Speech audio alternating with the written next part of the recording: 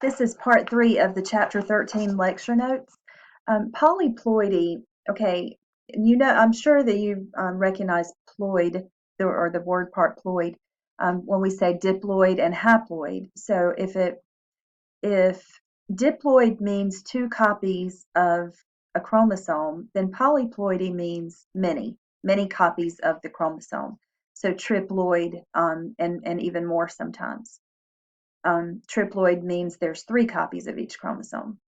So many polyploid plants, such as this orange daylily, we see these all the time around here, this time of year and into the fall, they are triploid. That means they have 3 copies of each chromosome.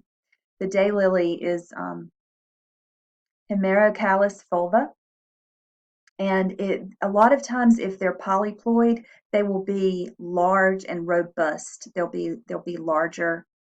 They'll have more flowers, more flower growth, um, a greater number of petals than a diploid organism. Okay, so oh my goodness, this cat looks. I hadn't seen this slide before, but this cat could be uh, my cat's twin. Um, that's a great story, my cat story, but probably not for today.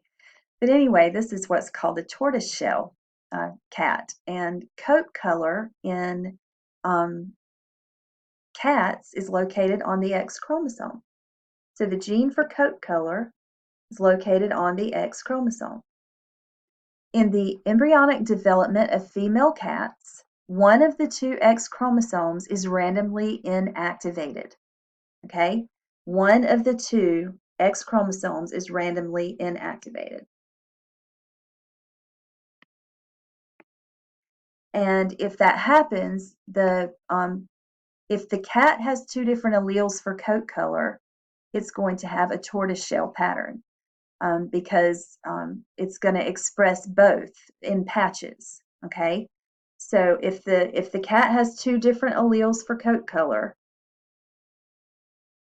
then sometimes it's going to express that dark coat color, and sometimes it's going to express the lighter coat color. It depends. So the X chromosomes that express coat color can be different in the cells that form the hairs, the individual hairs on the cat. So you see a different pattern because the chromosomes are actually expressed. They're inactivated in different cells. Sometimes it's one of the chromosomes that's activated, and sometimes it's the other. So that's why you get patches of color. Male cats only have 1 X chromosome, so you will never see a male tortoiseshell cat. You can always know if you see a tortoiseshell cat that it's a female. Now, this is a syndrome, has nothing to do with cats, but it's Lejeune's syndrome, Cry-du-chat. I'm not really sure how to say that, but it actually means cry of the cat. This is a genetic disorder that comes from a deletion of a portion of chromosome 5. So a portion of chromosome 5 is actually deleted, and this syndrome has symptoms, and some are physical. You can look at a child with Lejeune's syndrome and sort of look at the physical features of the child. They're very similar. See the overbite? These are 2 different children. I'm sorry, it's the same child. But the physical features, the as the child grows up, the physical features are sort of, you can kind of look at them and tell that they have this syndrome. And then they have a cry when they're babies. It sounds like a little cat, a kitten, meowing. So all right, so moving on, we talked about non-disjunction, and non-disjunction can result in chromosomal abnormalities like Down syndrome. But you can have mutations on the chromosome. You can have the same or the correct number of chromosomes, but there's a mutation on the chromosome. So this is showing you a normal chromosome with genes C and D, and C is on the left of the centromere and D is on the right. Now, in a pericentric inversion,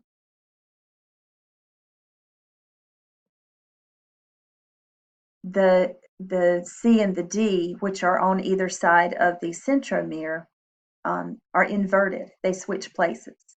If it's paracentric, then the inversion occurs. Centric is for centromere. So the inversion, the switching of the F and the E, occurs on one side of the centromere. Okay. Pericentric inversions include the centromere. Paracentric inversions do not. If it's pericentric, it can change the length of the chromosome arms, but paracentric cannot.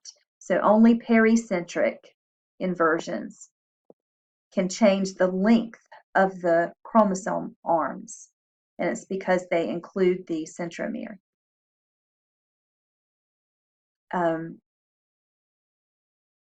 So this is showing how what happens when one chromosome undergoes an inversion but the other does not. And what happens is when the homologous chromosomes pair, the one chromosome must form an inverted loop during synapsis in order for the genes to be in the same order on the chromosomes. And this is essential to maintaining gene alignment during meiosis and allowing for recombination. So the member of the homologous pair that has the mutation or the inversion can form an inverted loop and correct that order of genes so that it matches with the one that doesn't have the inversion. Okay. A reciprocal translation is another translocation. Sorry, a reciprocal translocation is another occur on a chromosome, and that's when a segment of DNA is transferred from one chromosome to another, and the other chromosome is not a member of the homologous pair. So what you end up with after translation is that piece of another chromosome is just somewhere else. You don't lose or gain any genetic information. You just change the length of a chromosome. So these are different mutations that can happen, and this chapter is just kind of elaborated more on chapter 12 and Mendel's inheritance.